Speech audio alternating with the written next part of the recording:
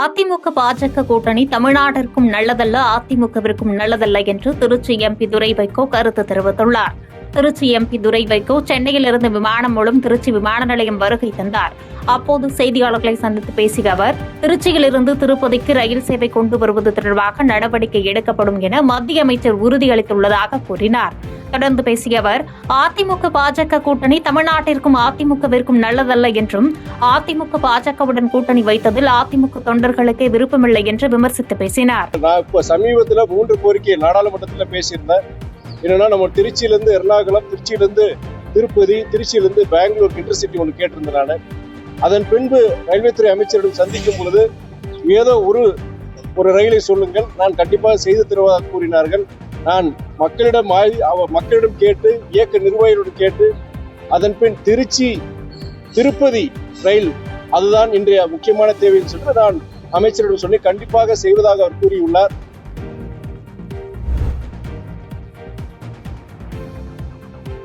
டாஸ்மாக் கடைகளில் பாட்டிலுக்கு 10 ரூபாய் கூடுதலாக வசூலிப்பதன் மூலம் ஆண்டுக்கு 5400 கோடி ரூபாய் வரி ஊழல் நடந்துள்ளதாக எதிர்க்கட்சித் தலைவர் எடப்பாடி பழனிசாமி குற்றம் சாட்டியுள்ளார்.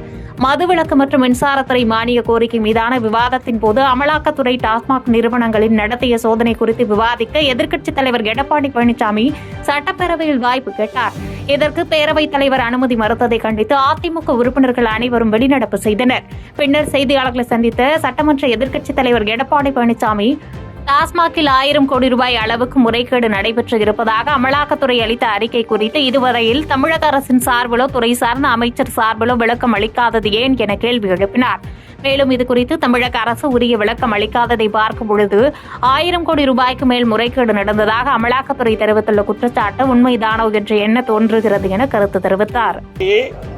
டாஸ்மாக் நிறுவனத்தில் 1000 கோடி ரூபாய் முறைகேடு நடைபெற்றதாக அமலாக்கத்துறை குறிப்பிட்டிருக்கின்றது. அது குறித்து இந்த அரசு முழுமையான விளக்கம் தெரிவிக்கப்படவில்லை. இன்றைக்கு இதை சார்ந்த மானிய கோரிக்கை தான் வருது. அப்பொழுதுதான் இந்த பிரச்சனையை எழுப்ப முடியும், அதற்கு தக்க விளக்கம் கிடைக்கும். அந்த அடிப்படையில் தான் இந்த பிரச்சனையை நான் சட்டமன்றத்திலே கொண்டு வந்தேன். அது பேசுறதுக்கு அனுமதி மறுக்கப்பட்டது மட்டும் இல்லை, இது குறித்து கண்டிப்பாக உறுதியாக நான் பேசுவதற்கு அனுமதி கொடுக்க மாட்டேன் என்று சட்டப்பேரவை சொல்கிறார். அப்படி என்றால் இந்த 1000 கோடி அமலாக்கத்துறை டாஸ்மாக் தலைமை அலுவலகத்திலும் நிர்வாகத்திலும் டாஸ்மாக் சப்ளை செய்யும் மதுபான ஆலையிலும் மேற்கொண்ட சோதனை அடிப்படையில் 1000 கோடி ரூபாய் முறைகேடு நடைபெற்றது நிரூபணமாகிறது.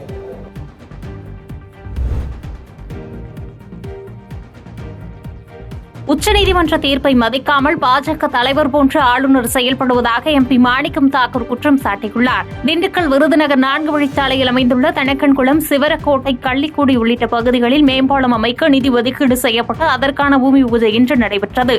தனக்கன்குளத்தில் நடைபெற்ற பூமி பூஜையில் கலந்து கொண்ட விருதுநகர் நாடாளுமன்ற உறுப்பினர் மாணிக்கம் தாக்கூர் செய்தியாளர்களை சந்தித்து பேட்டியளித்தார்.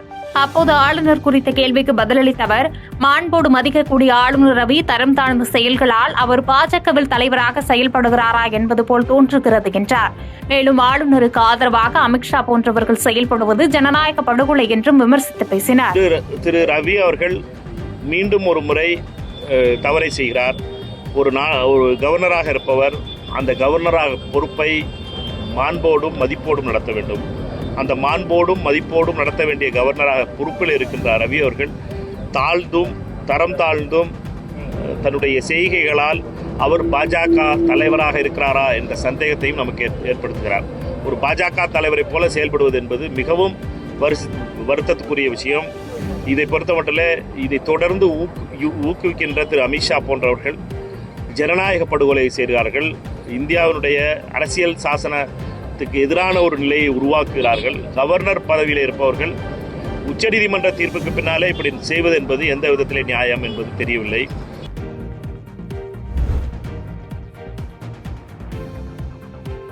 உசிலம்பட்டியில் காதல் திருமணம் செய்த இளம் ஜோடியை இருவரின் குடும்பத்தினரும் நடு ரோட்டில் வைத்து தாக்கிய சம்பவம் பரபரப்பை ஏற்படுத்தியுள்ளது. மதுரை மாவட்டம் முசலம்பட்டி அருகே மானூத்து கிராமத்தைச் சேர்ந்தவர்கள் ஐயர்சாமி, கவினாஸ்ரீ இளங்கலை பட்டதாரிகளான இருவரும் கடந்த 2 ஆண்டுகளாக காதலித்து வந்துள்ளனர். இதனிடையே பக்கத்து வீட்டுக்காரர்களான இருவரது குடும்பத்தினருக்கும் இடப்பிரச்சினை தொடர்பாக 15 ஆண்டுகளாக அடிக்கடி தகராறு ஏற்பட்டு வருவதாக கூறப்படுகிறது. இதனால் இருவரது காதலுக்கும் இரு வீட்டாரும் எதிர்ப்பு தெரிவித்து வந்த நிலையில் நேற்று காலை இருவரும் வீட்டை விட்டு வெளியேறி காதல் திருமணம் செய்து கொண்டு காவல் நிலையத்தில் தஞ்சமடைந்தனர். இதையடுத்து இரு வீட்டாரையும் அழைத்து பேசிய போலீசார் சமாதானப்படுத்தி வீட்டிற்கு அனுப்பி வைத்தனர். இதனைத் தொடர்ந்து காவல் நிலையத்தில் இருந்து வெளியே வந்த ஜோடியை இரு வீட்டாரும் சரமாரியாக தாக்கினர். இதனால் சாலையில் பரபரப்பு நிலவியது.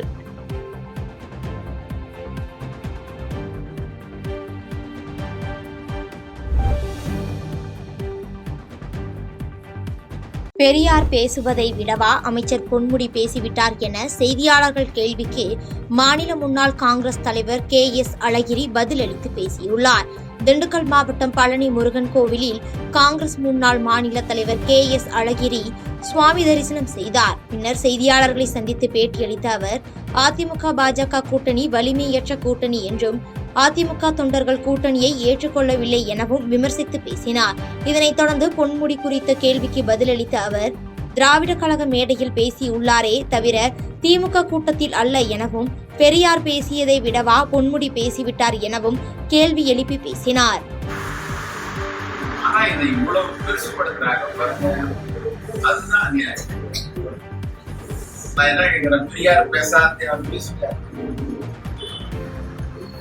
தயவு செஞ்சு பெரியார் பேசுறதெல்லாம் நீங்கால் பண்ணி பாருங்க.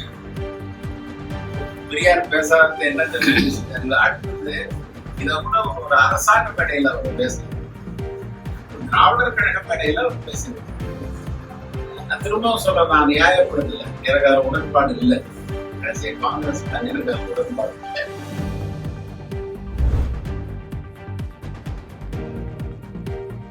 நத்தம் அருகே 7 வயது சிறுமியை கொடூரமாக தாக்கி சாலையில் வீசி சென்ற மூதாட்டியை போலீசார் கைது செய்து சிறையில் அடைத்தனர்.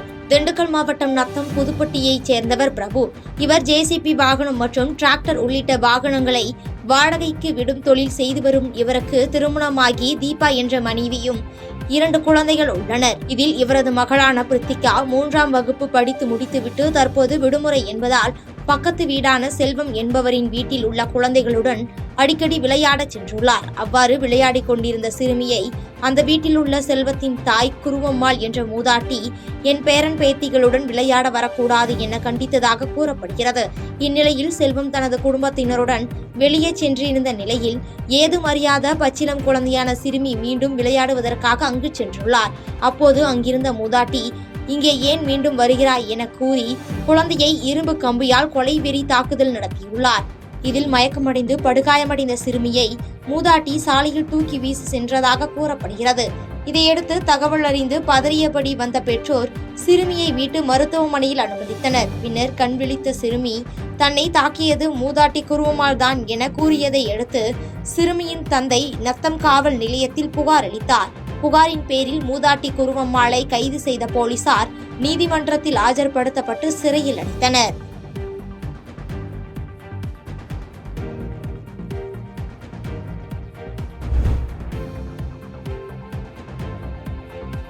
அதிமுக ஆட்சியில் போடப்பட்ட சாலையில் தற்போது பராமரிக்கப்படாமல் உள்ளதாக முன்னாள் அமைச்சர் KD ராஜேந்திர பாலாஜி குற்றம் சாட்டியுள்ளார். விருதுநகர் மாவட்டம் பெரிய பொட்டல்பட்டி பகுதியில் அதிமுக சார்பில் பூத் கமிட்டி கூட்டம் நடைபெற்றது. கூட்டத்தில் கலந்து கொள்ள வருகை தந்த முன்னாள் அமைச்சர் KD ராஜேந்திர பாலாஜிக்கு அதிமுக தொண்டர்கள் உற்சாக வரவேற்பு அளித்தனர். பின்னர் கூட்டத்தில் பேசிய அவர், அதிமுக 10 ஆண்டுகால ஆட்சியில் புதிதாக போடப்பட்ட தார் சாலைகள் தற்போது திமுக ஆட்சியில் பராமரிக்கப்படாததால் குண்டும் குழியுமாக உள்ளது என குற்றம் சாட்டி பேசினார். இதனால் வாகன ஓட்டிகள் தினமும் சிரமப்பட்டு வருவதாகவும், அதேபோல் கூட்டு குடிநீர் திட்ட குழாய்கள் பராமரிக்கப்படாததால் தண்ணீர் பல இடங்களில் வீணாகி வருவதாகவும் தெரிவித்தார்.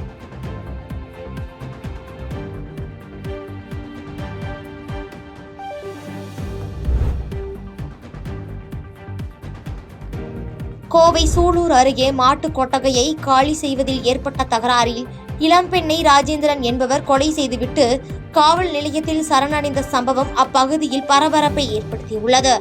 கோவை சூலூர் பீடம் பள்ளிக்கள்ளி தோட்டம் பகுதியைச் சேர்ந்தவர் ராஜேந்திரன்.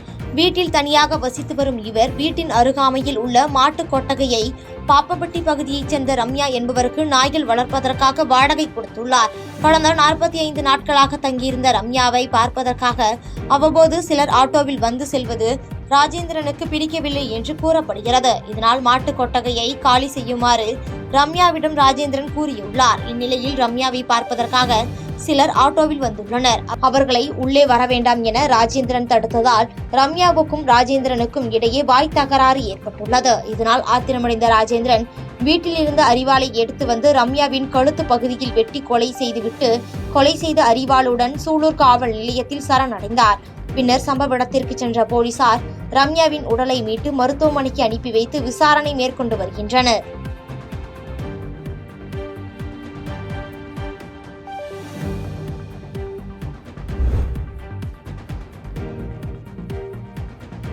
தருமபுரி மாவட்டத்தில் அதிவேகமாக இயக்கும் தனியார் பேருந்துகளால் அடிக்கடி விபத்து ஏற்பட்டு அப்பாவி பயணிகள் உயிரிழப்பு ஏற்படுவதாக பொதுமக்கள் குற்றம் சாட்டியுள்ளனர். தருமபுரி மாவட்டம் காரிமங்கலம் அருகே கடந்த 2 நாட்களுக்கு முன்பு கிருஷ்ணகிரியில் இருந்து தருமபுரி நோக்கி சென்ற தனியார் பேருந்து பெரியாம்பட்டி பிரிவு சாலையில் டேங்கர் லாரி மீது மோதி விபத்துக்குள்ளானது. இதில் சாலையோரம் நின்று கொண்டிருந்த இளைஞர் மீது பேருந்து கவிழ்ந்ததில் இளைஞர் சம்பவ இடத்திலேயே உயிரிழந்தார்.